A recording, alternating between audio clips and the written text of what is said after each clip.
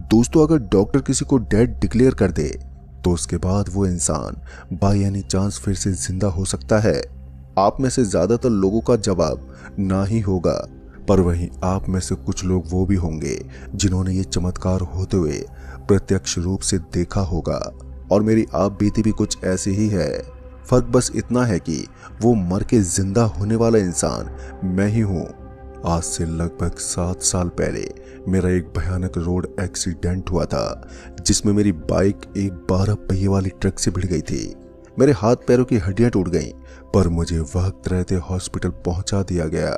जब तक मैं होश में रहा तब तक मुझे अपने आप को देखकर यकीन हो गया था कि मैं अब नहीं बचूंगा, और हुआ भी ऐसा ही। उसी रात मेरी आंखें हमेशा के लिए बंद हो गईं, पर यह मेरा अंत नहीं था। अचानक मेरी दिल की धड़कनों ने धड़कना शुरू कर दिया, और दिल के धड़कते मुझे जोरदार झटका लगा, और उस झटके के साथ ही मेरी आंख खुल गई। आंखों के खुलते ही सबसे पहले जिसे मैंने देखा वो मेरे पिताजी थे, जो अपने दोनों हाथ जोड़े अपना सर झुकाए मेरे ठीक सामने खड़े थे। फिर जब मैंने आसपास नजर घुमाकर देखा तो कुछ और लोग मुझे अपने इर्द गिर्द बैठे हुए नजर आए, जो बहुत ही अजीब दिख रहे थे। फिर जब मैंने एक नजर अपने पर डाली तो मैंने देखा कि मेरा पूरा बदन लाल कीचड़ से सना हुआ है। अभी मैं कुछ समझ पाता कि इतने में मेरे इर्द गिर्द बैठे उन अजीब से लोगों ने मेरी आंख पर एक काली पट्टी बांध दी, और फिर मुझे किसी कपड़े में लपेटने लगे। फिर इसी बीच मुझे कुछ भी महसूस होना बंद हो गया। हालांकि मैं होश में ही था, पर अब मुझे बाहर का ना तो कुछ सुनाई दे रहा था और ना ही मेरे बदन पर लिपटा वो कपड़ा महसूस हो रहा था। इस दौरान मैं अपने पिताजी, जिन्हें मैंने अपने सामने खड़ा देखा था, उन्हें भी काफी आवाज लगाई, पर पिताजी ने कोई जवाब ही नहीं दिया। आखिरकार थक हार के मैं भी शांत हो गया। फिर एक लंबे वक्त के बाद अचानक मुझे शंख की ध्वनि सुनाई दी, और शंख की ध्वनि के फौरन बाद ही लोगों की आवाजें भी आने लगी। और फिर जब मेरे पर लिपटा कपड़ा और मेरे आंखों पर बंधी वो काली पट्टी हटाई गई तो मैंने खुद को अपनों के बीच में पाया। मतलब कि मैं अपने घर और अपने परिवार वालों के साथ था। मेरे घर वालों को सामने देखकर मुझे बहुत ही खुशी हुई, पर ना जाने क्यों मेरे घर वाले मेरे करीब ही नहीं आ रहे थे। फिर जब मैंने उनसे सवाल करते पूछा, क्या हुआ, तुम लोग मुझसे दूर क्यों भाग रहे हो, तो मेरे घर वालों ने मुझे इस सवाल का कोई जवाब नहीं दिया। बस इशारे से मुझे बाथरूम जाने को बोला। चूंकि वो चिपचिपी लाल मिट्टी अभी भी मेरे पूरे बदन पर लगी हुई थी, इसलिए मुझे लगा कि शायद यही वजह है कि मेरे घर वाले मेरे करीब आने से कतरा रहे हैं। लिहाजा मैं फौरन ही नहाने चला गया, और फिर जब मैं नहा धोकर आया तो मेरे घर वाले मुझसे बात तो कर रहे थे, पर अभी भी वो खुलकर पेश नहीं आ रहे थे। पर मुझे इस बात का तो अंदाजा था कि कुछ तो हुआ है, पर क्या ये अभी जानना बाकी था।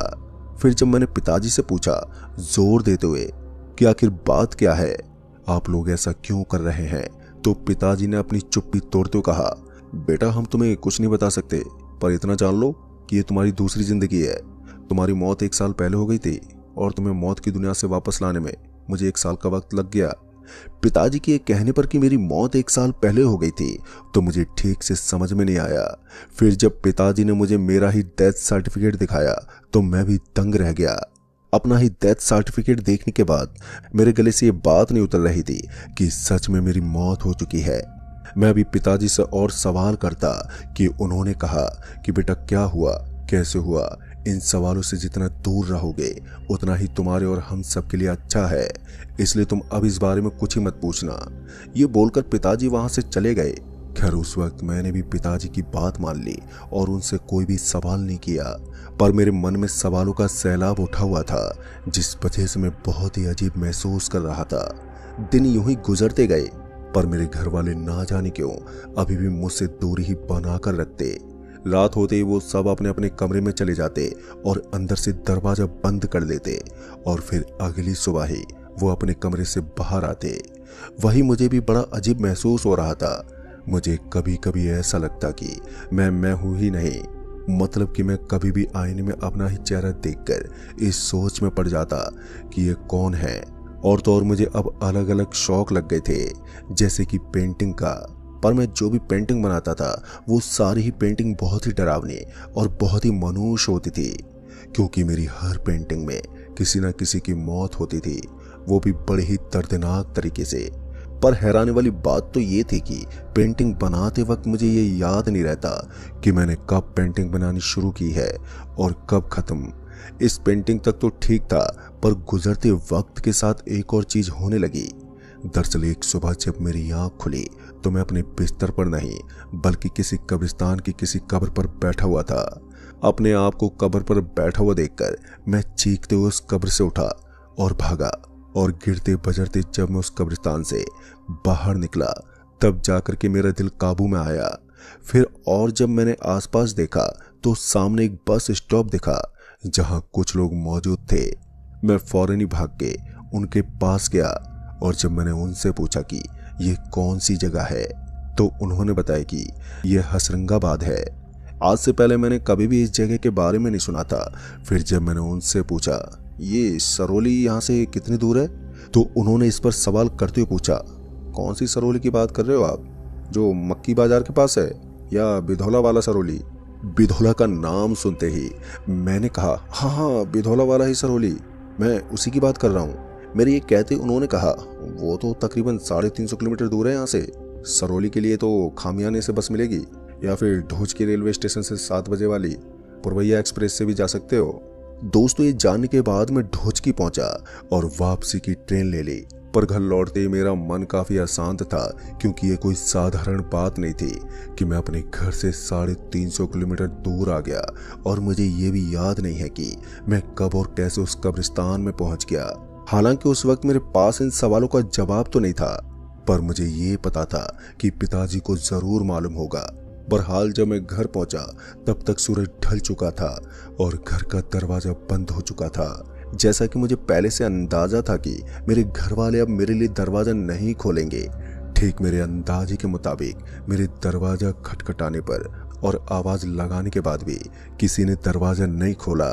वहीं जब मैं दरवाजा पीटते पीटते थक गया तो मैं वहीं आंखों में आंसू लिए बैठ गया। अब एक और जहां मुझे अपने साथ हो रही अजीब घटनाओं ने हैरत में डाला हुआ था, तो वहीं दूसरी ओर मुझे अपने घर वालों के ऐसे रूखे व्यवहार से दर्द हो रहा था।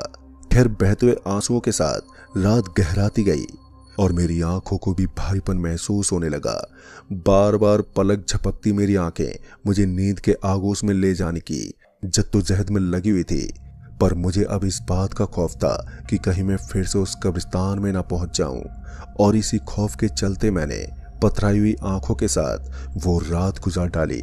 और फिर जब सुबह पिताजी ने दरवाजा खोला तो वो मुझको देखते ही रो पड़े और रोते हुए बोले, बेटा मेरी वजह से तुम्हें ये सब झेलना पड़ रहा है।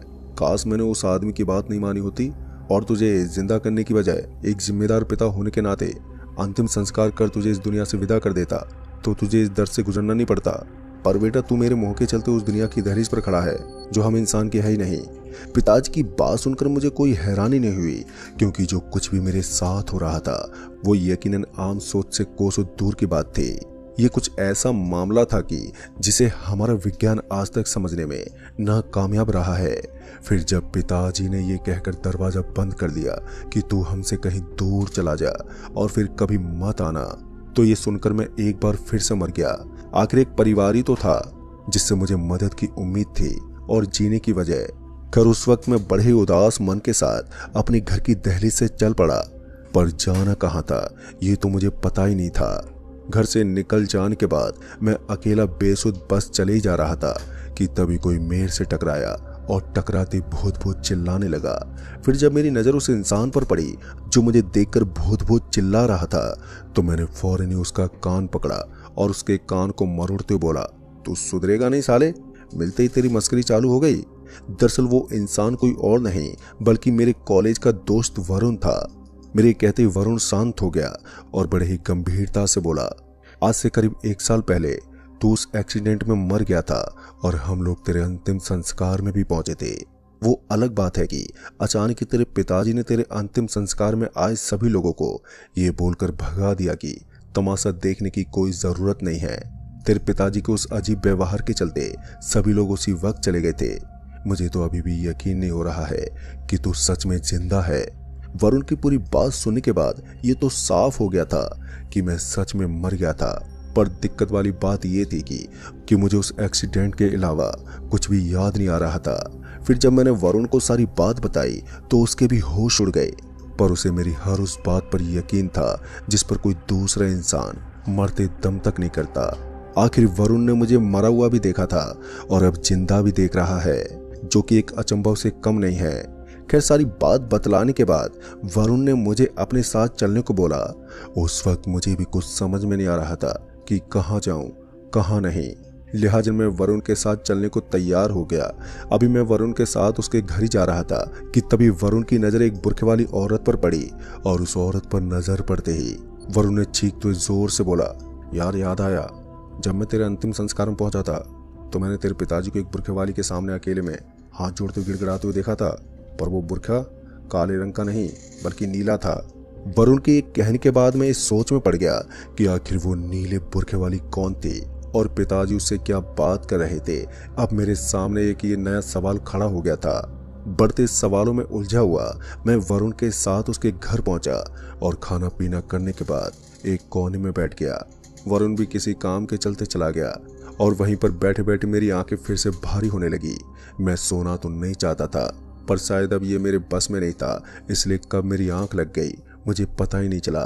और फिर जब मेरी आंख खुली तो फिर से वही हुआ जिसका मुझे डर था। मैं फिर से उसी कब्रिस्तान में था, पर इस बार मैं उस कब्र पर बैठा नहीं बल्कि उस कब्र को खोद रहा था। और अभी भी गहरी रात थी। जैसे मैंने अपने आप को कब्र खोदते हुए देखा तो मैं चीखते हुए वहां से भागने के लिए पीछे पलटा। पीछे पलटते मुझे वही नीले बुर्खे वाली नजर आई। अभी मैं कुछ समझ पाता कि उस नीले बुर्खे वाली ने बोला, मर जाओ। उसके ये बोलते मैं एकदम से जमीन पर गिर पड़ा और जमीन पर नीचे गिरते ही आगे जो हुआ। तो दोस्तों, उस रात आखिर मेरे साथ क्या हुआ।